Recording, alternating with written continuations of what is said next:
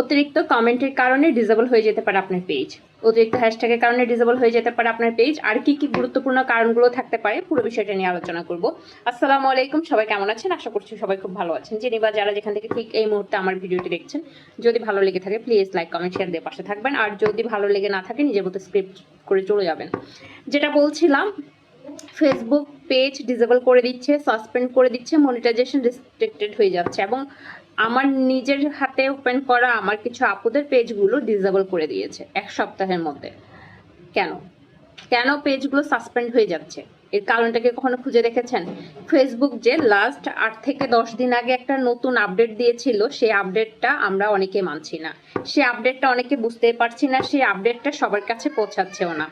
এবং এমনও হয়েছে কন্টেন্ট মনিটাইজেশন দেওয়ার পরে সেট আপটা করার আগেই পেজ সাসপেন্ড হয়ে গিয়েছে।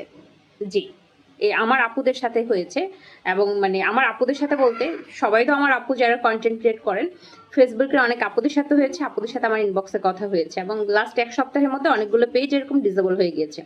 এর মূল কারণগুলো হচ্ছে মূলত অতিরিক্ত কমেন্টস করা।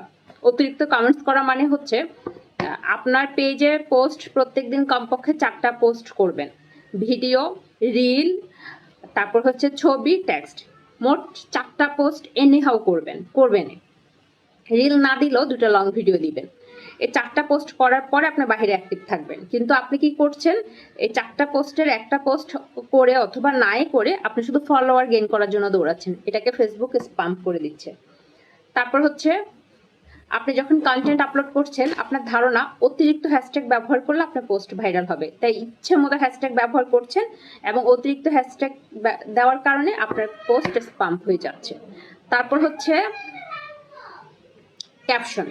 ক্যাপশনটা অনেক বড় করে দেওয়ার কারণে আপনার পোস্ট স্প্যাম হয়ে যাচ্ছে এবং এটার কারণেও আপনার পেজ সাসপেন্ড হওয়ার একটি বড় কারণ। এতে কি কি হতে পারে? স্প্যাম হলে মানে এরকম বারবার স্প্যাম জনিত ভুলগুলো করলে কি কি হতে পারে? ভিডিও রিচ ডাউন হয়ে যাবে, পেজে রিচ ডাউন হয়ে যাবে, তারপর হচ্ছে আপনার পেজ যে কোনো সময় সাসপেন্ড হয়ে যেতে পারে, ডিসেবল হয়ে যেতে পারে, ফেসবুক ডিলেটও করে দিতে পারে।